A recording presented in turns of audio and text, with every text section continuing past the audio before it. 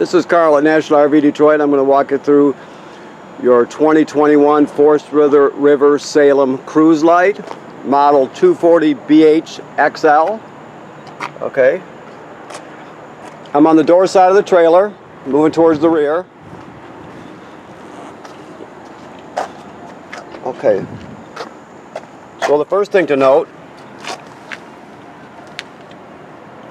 is these are your low point drains.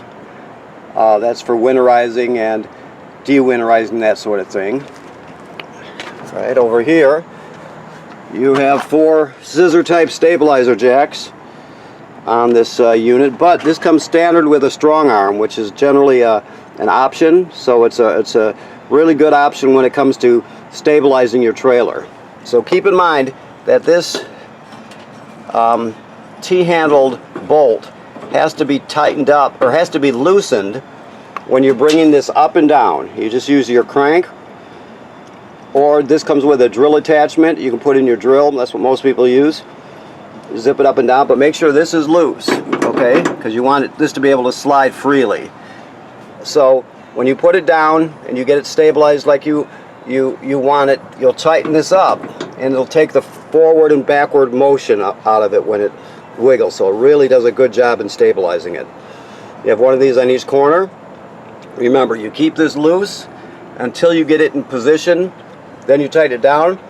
Before you bring the jack back up again, you're going to have to loosen it so this inner tube slides freely within the outer tube. Okay? Alrighty. Now, let me just look back here because I haven't had a chance yet to see what we have here. Okay. Alright. So, you have a rear door here that goes right into the bathroom, which is great, especially when you've got a lot of kids. This is your range hood vent right here. There's a piece that's missing from it at this point that I guess he hasn't snapped on there yet, but it'll be on there when you pick it up. It's just a cover for this. Keep in mind, when you're going to use your range hood fan, open this up so it flaps freely, so you can exhaust to the outside. Otherwise, keep it shut like that. Okay. All right. So you got power out. This is your this is a fill for your fresh water tank. 9 times out of 10, you're just going to be using city water. You just hook it up. That's on the other side of the trailer. You hook it up, turn it on, and you're ready to go. But if you go to a campground that does not have plumbing on the campsites, like an older state park, or even some of the just more rural camping grounds, if you pre-fill this tank, you can use the onboard water pump and pump water. So everything will work just like you have city water, even though you're using water out of your demand tank, your fresh water tank. Okay. Also, this right here is a quick connect for your LP system. So if you have a grill or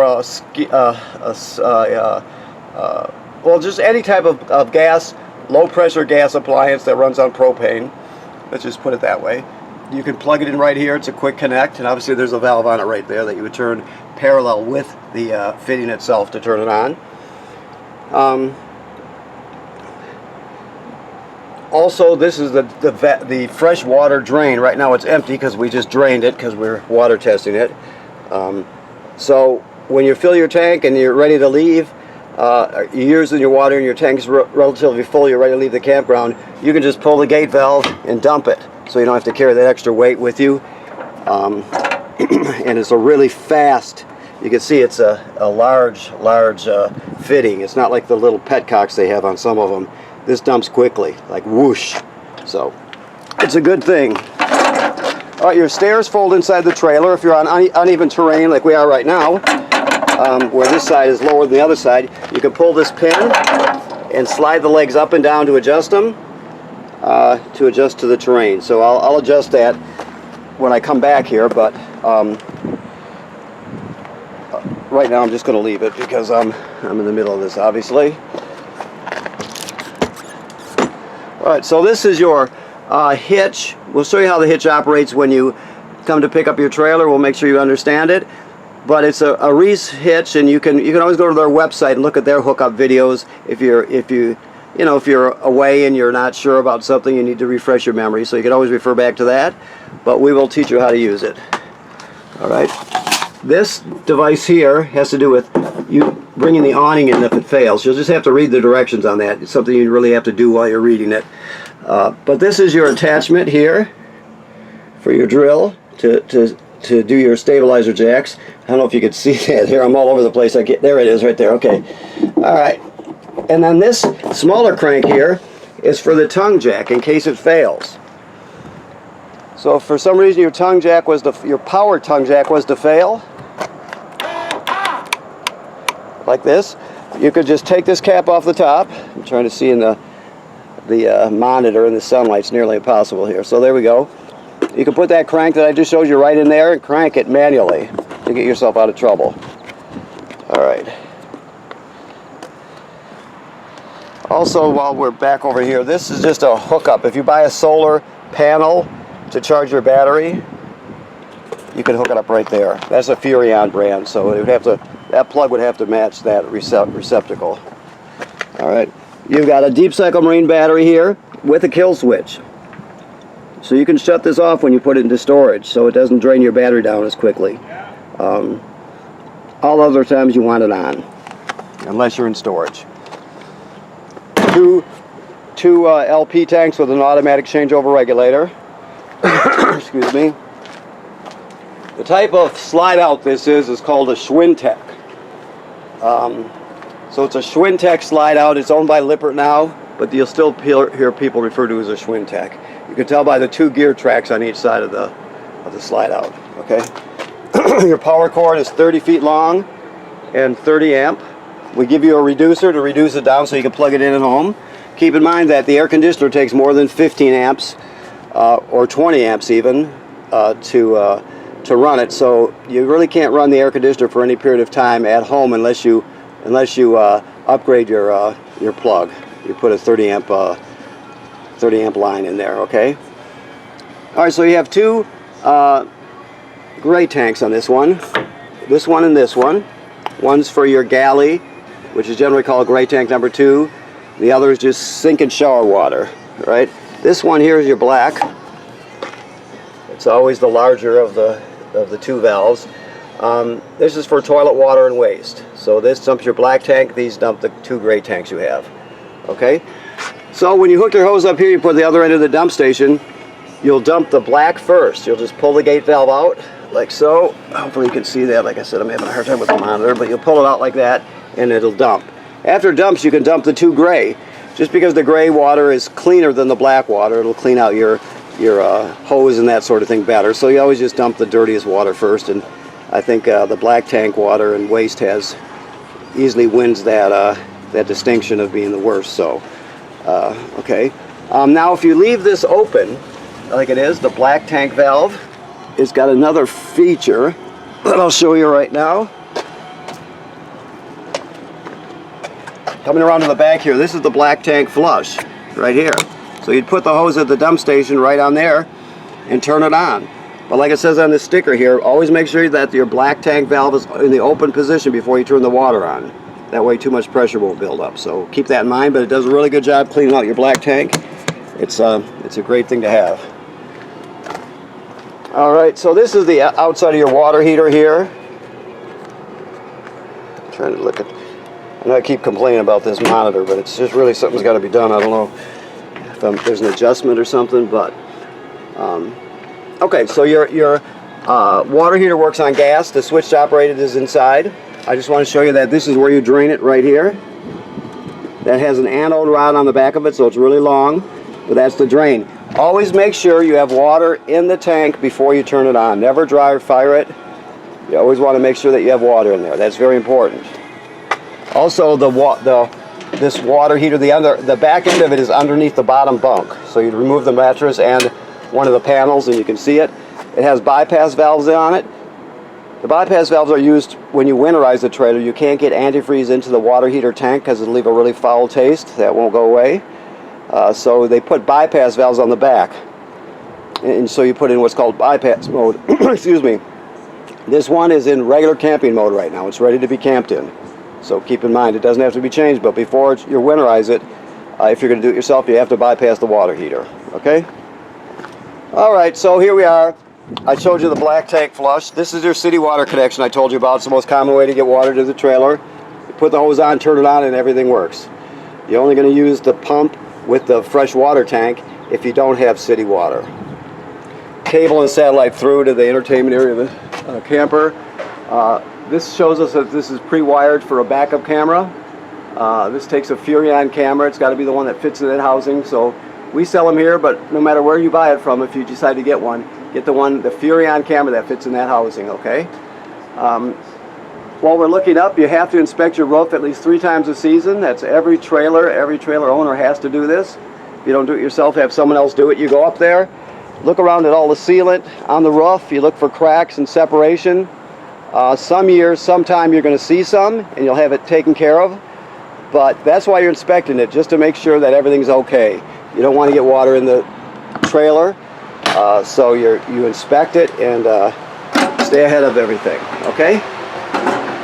Okay, so here we are. This is your monitor panel right up here. So this first one, although it's not marked, it's for your awning, your power awning. So the power awning goes out 8 feet, and you'll see the awning tube when it's all the way out. Just keep in mind that you never leave it out unattended. If you're not going to be at that campsite, you roll it in because the wind can damage it very quickly. This one here, the next switch, is for your slide room. Let me get it right here. There we go. So this is the Schwintek slide out. So I'm not going to bring it all away. You can do that when you look at it. But I'm going to reverse it, go back out now. You can hear the wipe seals wiping the outside of the trailer. That's what you want to hear. And it stops when it's all the way out, okay? Alright, so you have 2 remotes here. One's for your fireplace and the other one's for your radio. The fireplace is a space heater that runs on 110. So you can adjust, I think you can see that with the door open, you can adjust the temperature by the fan speed. If you can see, this is flashing H now, which means the fan's on high. You can switch it to off, to low, back to high. You can adjust the appearance of the flame. You can see it changes color there. Hopefully you can see that. They also have a timer on it, so there's a lot of good features. It's an excellent space heater, so if it's early in the morning or late at night and you're all sitting in the common area here, you can just run this instead of using up your LP. So it's a good thing. Your radio is just basically, you can hook it to the television if you wire it that way. You can pull this face plate off, and there's 4 screws holding it in, and you can patch it from behind if you're that type of person who likes to fiddle with that sort of thing.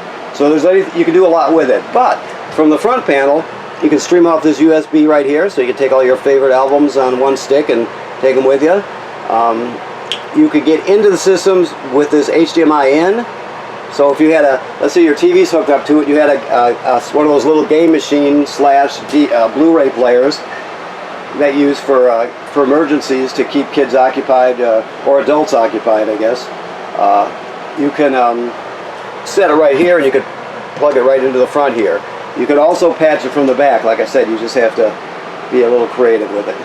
Also, you got Bluetooth. Obviously, you can hook up wirelessly and stream with your tablet or your phone. You have 2 speaker zones, zone 1 and zone 2. Zone 1 is inside the trailer, zone 2 is outside the trailer. Wow, that fireplace is kicking. Let me shut it off here. Okay. So there's a lot you can do with it. This is where you would hook your TV up to right here. The reason this is green, I can shut it off, but it should always be green. It's the signal booster for your digital antenna. So you'll get a really good picture over the air with this antenna, but if you shut it off, you won't. It'll just lock up and go black or give you tons of noise. Either way, it's not good. The thing to know about this panel here, it's telling you that this is pre-wired for a Wi-Fi booster. There's also a panel on the roof that goes with this. An antenna would go on the roof. A router would sit right here. So you would just have, it's just a great signal booster for public Wi-Fi. And basically what you would do is you would put in the passwords to all your family's devices, phones and tablets, into their device, so it hooks up to your router automatically. Then when you get to the campground, you would just hook your router up to the public Wi-Fi or the campground Wi-Fi. So that's what it's all about. If you're interested in it, we sell it here, and our people will know about more information about it. Or you can go to kingconnect.com and look at the different packages. Keep in mind, you want the package with the antenna on the roof. That's important, or else you won't get that much of a boost from the signal booster. So, okay. All right. So here we go.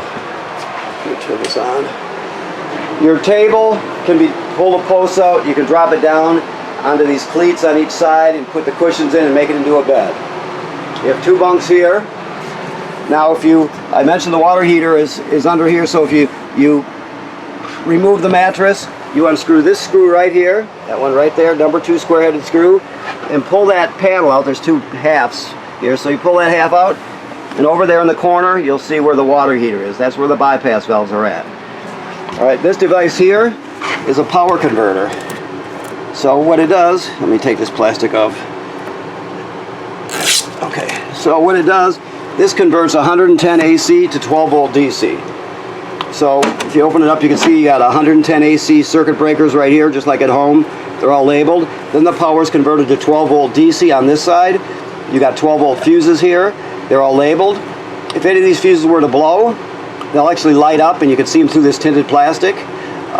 These 2 40s here are the masters. They protect the whole side, so if you have a problem with the 12 volt side, that's where you're going to look first, these 2. Okay. Now, this is also a battery tender, so when you're plugged in, it'll always sense how much energy your battery needs and keep it totally charged. This device here is the carbon monoxide and LP gas detector. It should always be green like that. If it's not, you get it serviced. I can set it into self-test here somehow if I can find the button. Hold on, let me look a little closer. So it goes through the carbon monoxide and then the LP tests coming up. All right, then back to green. It should always be green like that. If it goes off, you want to take everybody outside, shut the gas off at the front, and figure out what's going on. All right, so your range, I don't know if the gas is on or not, but I'll walk you through it either way. You go to Lite and then spark it. Doesn't look like the gas is turned on. So when you spark it, the burner will light. You got 3 burners, 3 knobs. For the oven, it's a little different. You have to light it manually. Back here, there's a pilot light all the way to the back there. So you'll use a grill lighter, and you'll go to pilot. You'll depress it and hold it. Then you'll spark it with your lighter till it lights. Once it lights, you still hold this in for another 10 seconds or so. You go to operating temperature. It cycles like an oven does. When you shut it off, obviously the flame goes out, but so does the pilot light, so you have to relight the pilot light each time. Also, underneath the kitchen sink, I was mentioning winterizing, it's got a little sticker here to remind you that there's, behind here, is your water pump and inlet hose to draw antifreeze in. The only thing you have to remember, there's a valve to select between the intake hose or the freshwater demand tank. It's set right now to pull from the demand tank, obviously, because we're in camping mode. But to draw antifreeze into the bottle, you would switch that valve. You can find it right at the water pump where the 2 lines converge. Okay.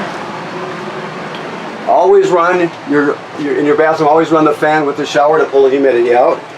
This GFCI, all the plugs are wired through a GFCI, every plug. So if you're using a coffee pot outside or something and it pops, you're going to reset it here. The toilet, the thing to know is you have to have chemical in it, and you have to have a little bit of water to start using it. This is the flush pedal here. So when you're hooked up to water, let's say you get to the campsite, you hook up your power and your water, then you come in here. Right now your black tank is empty because you dumped it last time you used it. So you'll put chemical right in here, whichever brand you use. You'll put 1 dose in there. Then you'll step on the pedal. That's the black tank directly below, by the way. And water will swirl out. So you step on it and water will come swirling out and wash the chemical into the tank. You're going to stand on it just for a little bit of time. You just have to use common sense. You're going to put about 1 gallon or 2 of water in there. It doesn't have to be exact. The bottom line is you have to have chemical and some water in the black tank to start using it. So that's important to do that, otherwise you'll regret it, believe me. You'll think of me. Okay. So we go up to the bedroom, and the really only things to know about the bedroom are this is a TV hookup here, obviously, and back here, although the sticker's not there, you can feel it. There's a backer plate, so you can hang a TV bracket that you can watch while you're laying down. The antenna. I'm sorry, I said antenna. The escape window. You just push it through like that. You push it all the way through. Then you grab a hold of this red tab and pull the screen out, and you can escape from the window that way if you're in an emergency. Just try and land on your feet if possible. You have shades on all the windows. They move very slowly. They're not like the old shades that go whip it up real quick. I'll show you. See, that's very nice, very slow. Maybe they've been doing that for a long time. That's how out of touch I am. But I just remember when I was a kid, you would do that. They'd go up so fast it would just take an instant. So, okay. So I think we've covered everything. This is your thermostat for your furnace. You just click it this way to light it, and you want it to click off when you shut it off. That's all. Okay? Controls for your air conditioner are right there. Microwave works like any other microwave. The vent hood. Remember what I told you about venting, opening that baffle on the outside to allow it to vent? Okay? Alright, well thanks for purchasing your trailer here at National RV Detroit, and remember to inspect your roof at least 3 times a season. Thank you.